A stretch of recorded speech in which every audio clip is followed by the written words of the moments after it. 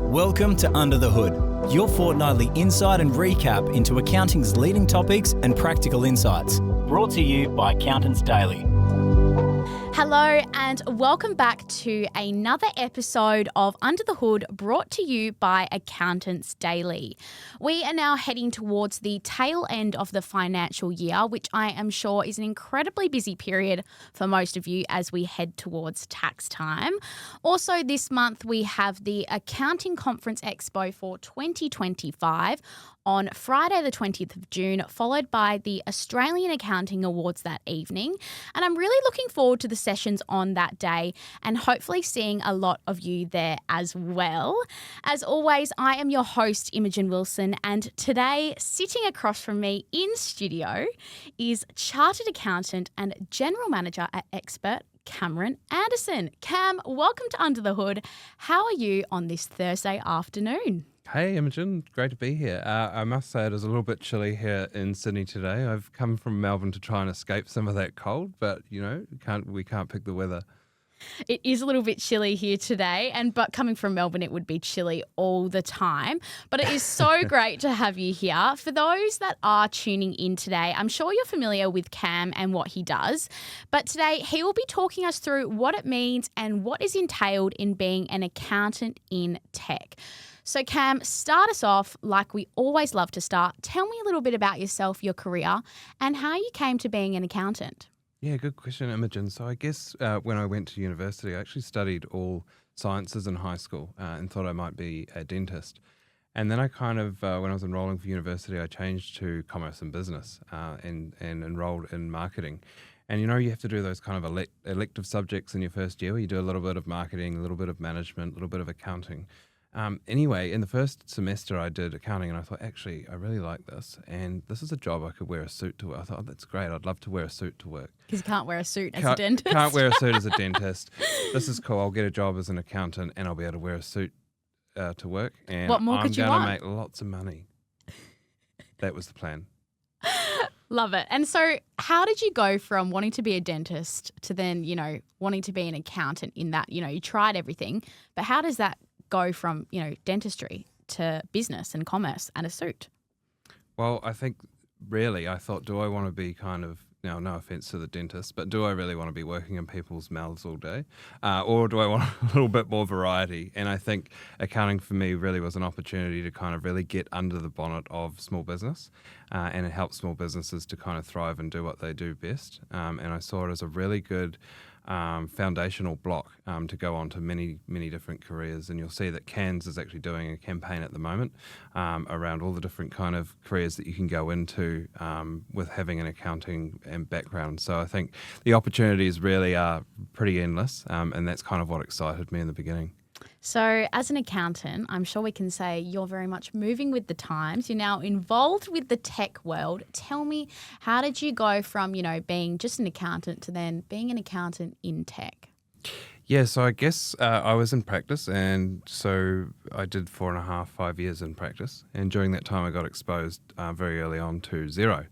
And I thought, well, this is just the coolest piece of software. Why does everyone not have this? And so at that point in time, I kind of launched a campaign within the practice that I was in regional New Zealand in Dunedin, and thought, well, how can I get this kind of practice converted over to be kind of fully digital and leveraging these tools and rolling it out for all of our clients? I just thought this is a tool that everybody needs to have. And so I kind of launched into that. We got Xero put into the practice, rolled that out across the whole team. And then I kind of had to go back onto the shop floor doing accounts after that time. And I thought, maybe there is something else. And at that time, I had some friends. I'd made some good relationships with people at Xero, and some opportunities came up. And I thought, well, let's jump on it. If I want to go back to accounting, you can always go back. Absolutely. And so now you're at XBert. So you went from working at Xero for quite a while. You're now working at XBert. What is different in that journey, or is it all just following the tech journey and you're just taking that ride? Yeah, well, for me, Xero kind of by the time I left had become quite a behemoth. A lot of different markets. I think there was like 4,500 staff within the business at that time globally. I did have opportunities to potentially move into overseas markets. But for me, I actually went to a company in between XBert and Xero, Figured. And the opportunity for me there personally was to get that business, another Kiwi business, set up in the Australian market. So I thought, well, that's really cool. Going from corporate, I can then take this business, which I was also pretty passionate about in agri-tech, get them set up in the Australian market, and that will be kind of another piece that I've kind of put together, another great experience. And for me, moving to XBert, it was probably widening my remit. So I've kind of always, done the accounting piece, I've done the sales piece. Now at XBert, it's very much a general practitioner role. So it's sales, marketing, customer success, right through to kind of capital raising, investor relations, running the business kind of generally in some aspects, which is really exciting and fantastic experience for me to have. So I've had the big corporate, I've had the kind of scale up and then the startup scale up piece. So just trying to build out my skill set. He's a jack of all trades. A jack of all trades, but I love it. It's great. And I bet, being an accountant, it's kind of taught you how to do all of these roles, even though they're different. It kind of follows through to all of them, doesn't it? Yeah, I wouldn't say that. If I think about my first day at Xero, I remember I turned up and my manager said I was half an hour early. My manager turned up a little bit late and said, let's go for a coffee. And I said, well, we can't do that. I haven't put anything in my timesheet yet. So, where's my computer? Yeah, where's my email address? Well, that's the funny thing is what was on the desk was a computer, some keys for a car and a mobile phone, and that was kind of it, which is, I guess when you're in practice, I haven't heard of an accountant that hasn't got enough work. Like it tends to land on your desk, you chew through it, get it done, get it out, and then kind of get on with the next work, particularly if you're in a compliance environment. For this, moving into tech and particularly into sales, that was a whole different skill set. So CRMs, pipelines, sales, account management, all of those things were completely, even the SaaS lingo, CMR, LTV, CAC, all those things were new to me. I don't even know what those are. Look, I remember in my first week at Xero, actually started during like a team sales kickoff, which was really cool to get to meet everyone. But I remember going home at the end of each day completely shattered because I'd just been learning so much around this new kind of jargon and these new concepts and spending quite a lot of time on Google just thinking, what the hell are they actually talking about when they... And now that you're in that space and now that you know what all of those things are, how do you feel about it? Great. It's great. So it's really cool. I think that having a background as a chartered accountant really provides that kind of additional value or kind of a different lens on, I think accountants, the way they look at things is quite different. And I kind of bring that to the table probably, particularly for where the experts at and kind of, we're maturing and growing at a rapid rate, going into new markets, hiring people, all of those kind of things. I think just having that kind of financial background and being able to kind of, model those sort of scenarios out is a fantastic asset, hopefully to the team. Definitely. But, yeah. Team, if you're listening, hype him up, please. Yeah. But no, we have a lot of fun and we're a small team, and I think it's really cool to be able to kind of get on and make fast decisions, make them quickly. But having the accounting background, of course, we tend to be quite analytical. So being able to kind of make decisions that are data-led. So, we can work on gut feel, and I think that only gets you so far. But actually being able to have kind of the evidence behind, perhaps it's from all those years of doing work papers and practice, I don't know, but being able to have kind of the evidence behind how you reached your decision and being able to kind of show that. And I think it just adds that weight in terms of when you're making decisions for a business. Definitely. So obviously, they're like kind of the core skills of being an accountant and how they've been transferable for this tech space and, this new journey that you've taken on. If anyone else was to kind of take the same journey as you and dive a little bit into the tech world, and they've got these accounting skills, what new skills would they have to learn or pick up to then also be successful in the tech space?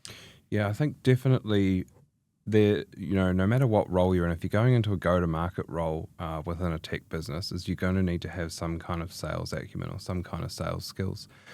Excuse me. And in practice, accountants are salespeople, although it does it can be a bit of a swear word or a bit of a naughty word. Get that dirty word out of here. But I think like a lot of accountants are selling all the time. But I think a lot of the time probably they naturally kind of tend to lean towards being problem solvers and solving problems for their customers and their clients, and that's what they're good at. But they probably miss a little bit of kind of the sales maturity where they actually realize the value of that and make sure that they're actually charging and converting that into fees. I think there's so much value that accountants give away that they're actually potentially missing a bit of a step in the sales process, if you like, and kind of realizing the revenue that they could be having from that advice. So I think, if you're in practice, you're wanting to look at moving into a tech role, and it does seem really popular to move into go-to-marketing, sales marketing, customer success. Spend time getting involved with kind of networking events and things like that, and just kind of practice and build out your network. Make sure you kind of understand roughly how a sales process works and kind of how a business works in terms of kind of funnel metrics. We're putting leads in the top, converting them through to paying customers, and just having a really good handle on that and what the kind of levers are you can pull within that business. We've obviously got a little bit, the movement towards tech and AI and automation, and what people are talking about seems to be, this is the new thing for the accounting industry. And obviously it's not going to take your job. We know that and we stand by that. But for the people that might be a little bit reluctant to accept this new tech evolution, would you say, what would be your advice for them, or even just your perspective on where the industry is going? Is it going to be pretty tech-based in the future? It has to be. It has to be. We've got major productivity issues within the industry. We're struggling to attract and retain talent as a practice. We're struggling with capacity. We're struggling with adding value to our clients. And the only way we're going to solve those issues, really, in my mind, is going to be technology. So I think that is going to be at the core of all of it.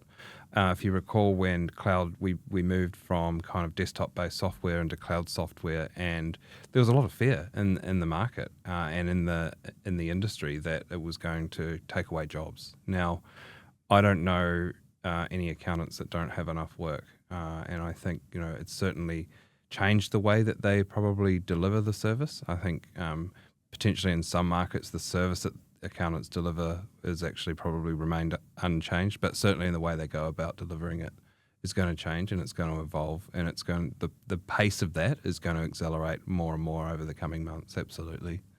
What if we go from the perspective of the professional bodies? What do they need to be doing to, facilitate this tech evolution, or to support accountants wanting to transport into this kind of new space?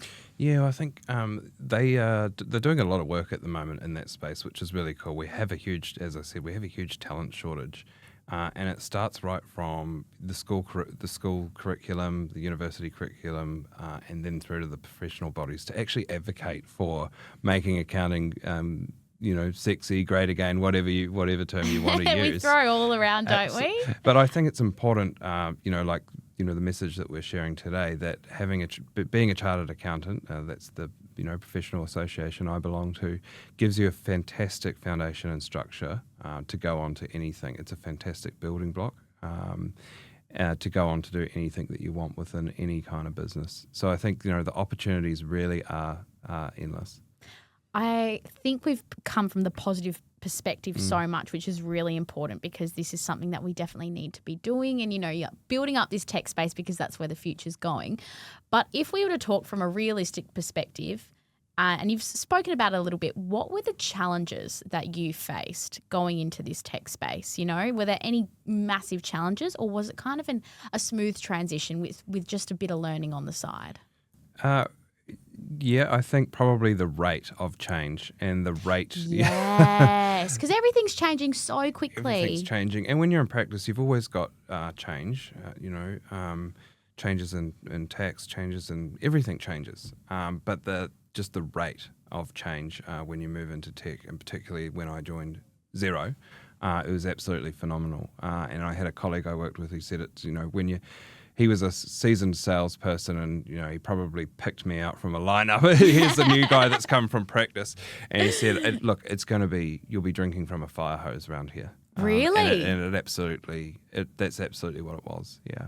I'm just going to run in the opposite direction.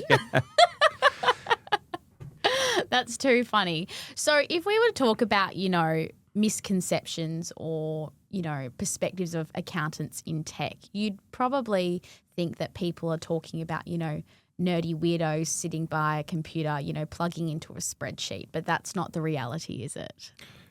I do like a spreadsheet, and I do have quite a few tabs open on my computer. But you obviously look very cool doing it. I hope so. I wear a T-shirt to work, so. And you roll up the pants as well, so you're actually pretty hip. Yeah, that's right. So do you think there are any other misconceptions with accountants? No, look, accountants in tech. Accountant in tech, yep. No, I think there's just so many different roles that you can do within tech, but not even just tech. Just coming from that CA or that professional association background, having those kind of creds is really valuable. And I know going into a sales role, having that cred of being a CA and speaking into, whether it's speaking at events or even just speaking to customers. When I was at Xero and in fact other businesses, it does bring a lot of cred to the table, kind of like you're talking to one of your people, if you like. And I think that kind of really helped. And I think where Xero was at, they were starting to probably begin to mature a little bit in the New Zealand market, which is the market I was in. And so they were probably getting to that kind of harder, late majority part of the market where they kind of want to see some technical skills and some cred and not just the kind of shiny shoes salesperson a little bit. If we do talk about the New Zealand market and the Australian market, which you've had experience in both, which is really cool, are there any major differences between those at the moment in the tech space? Yeah, so I think I'm a Kiwi, obviously. Whenever I say that, people are like, oh, obviously. No way. Yeah. Look, I think that the New Zealand market is ahead in terms of their technology adoption. And I'm speaking in accounting here. And I think it's actually just because you love speaking Kiwi, everyone. I think, when I started working in the Australian market, I was working for Figured, which is agri-tech, and I was in really remote regional areas of Australia. And post-COVID, I think COVID really accelerated a lot of tech adoption, but we're still seeing a lot of kind of desktop software kind of in that space. And I think, as we, the Australian market's definitely behind. But to be fair, if I look at the compliance environment in Australia, it's far more complex than New Zealand. Really? Far more complex. Why is that? I don't know why. I feel like there's so many different taxes. Like, I'm not going to go down a rabbit hole because it could get political. Oh, I don't mind a bit of that. No, but we will keep out of that rabbit hole because we know that we would get lost in there for a very, very long time. But so if we were talking about, we've talked about the talent shortage, and that is something we talk about a lot. I sound like a broken record when I always say that because I bring it up and say, we're having a talent shortage. What are we going to do? What's your advice? But so being an accountant in tech, being an accountant is one thing. Being an accountant in tech is another thing, but that's the future, as we have said. What advice would you be giving to young people or to university students, encouraging them to be an accountant in tech? Yeah, well, I think somebody asked me. Yeah, so I guess there's kind of being a practicing or doing like numbers stuff in tech, or there's kind of the go-to-market side, which is what kind of largely what I sit on. But I think if that's something that really interests you, then you should keep your eyes open. There's so many opportunities out there. As I said earlier, make sure you build your network early, but kind of have it set in your mind of when you go into practice, if you're intending on leaving, kind of think about what it is you want to achieve in your 3 or 4 years or however long it takes to become associated to a professional body, and kind of what are the options available to you after that. Because accounting firms will progress you through the ranks, and absolutely they should. That's a fantastic opportunity. But just kind of be aware of what's out there. So probably a fantastic place to start, be listening to things like this, and just hearing what other people's journeys are and what they've done and what their experiences have been, so that you can kind of better prepare yourself or be a little bit more kind of aware, so you can take up opportunities when they arise. I feel like if I was an accountant, which at this point I probably should be, I would probably choose the tech space as well. Well, I would want to go into that space because there's just so much happening and it's evolving and it's the future. But if I was stagnant and stuck and there were 3 key benefits you could tell me, or 3 key hooks that you could get me to come to the dark side of tech, if you will, what would you tell me? I've got to be careful here because I don't want to upset the people in practice. No, we love the people in practice, but what we're doing here is we're showing And the world of tech. I loved my time in practice. Yeah, practice has its space, but tech also has its space. So if we're trying to poach someone from practice to tech, what are we saying? Well, think about the things like, for me, in my first role, which is sales role in Xero, it meant that, ironically, I didn't have to wear a suit to work anymore, which is what I wanted. We've abandoned the suit idea now. Obviously, in the earliest stages of your career, there's probably a bit of a bump in salary. But I would say, make sure you do your kind of research on that and kind of what that long-term projections are in terms of the options available to you. And the third is probably no timesheets. No timesheets. But for me, I then had sales targets and meeting quotas to meet and phone call quotas to meet and a lot of travel, which was the travel actually was a bonus. But I think, there's always going to be some kind of metric, hopefully, in any role. And I think, that can be quite an adjustment for people. Is that a good adjustment or a bad adjustment? Something that takes a while to get used to? Totally depends what motivates you and kind of right back to what you value and what's important to you. Just sit at your desk and think, I'm not wearing a suit. I'm not wearing a suit. No timesheet. No timesheet, no suit. Yeah, fantastic definitely. way. I've got friends that have gone to Canada, the US with their companies, and I think that's the beauty of working in tech is that moving. And I'm not saying it's easy to go into new markets. It's absolutely not. As a tech company, it's always a challenge. But I think it provides opportunities for people to move around. So I've got friends that went to Canada, went to the US, and I've been lucky enough to go and visit them and spend time with them on the road. And the same for me, as I got to see a lot of the country that I wouldn't have been able to see otherwise. So there's pros and cons. Absolutely. And even our good friend Heather Smith, she's all over the world all the time, presenting in random spots as well. I can't keep up. I'm pleased that they don't stamp passports anymore because she will have run out of pages. Oh, absolutely. I know. So being in tech can be really transferable and can take you absolutely anywhere, which is absolutely fantastic. So back to our young accountants and, we're trying to recruit them, if they did have this pipe dream and they wanted to get into tech and they wanted to be an accountant and have all of these fantastic opportunities, what would they need to do to start preparing now so that they get into the tech space and they go, I know what all of these things mean. I know what's going on. I know what I have to do. I understand this technology. What do they have to do to prepare? So I'd probably dial it out a step further and say, a lot of people think, oh, that's sexy and that's fun. I want to be in there. Think about what are your values, what's important to you, and what are your strengths? What are you good at? And don't just write them down on a piece of paper, but ask other people to contribute. What do you think my strengths are? And then kind of bring them together, and you can actually start to do some kind of strengths and values mapping and kind of map that into a potential job or role within tech that would actually suit you based on your value system and your strengths. So you're already going to get a head start, particularly if you're obviously you're new into tech, but having a head start on something that's actually probably going to fit with where your mindset's at and where your strengths are naturally would be a good starting point.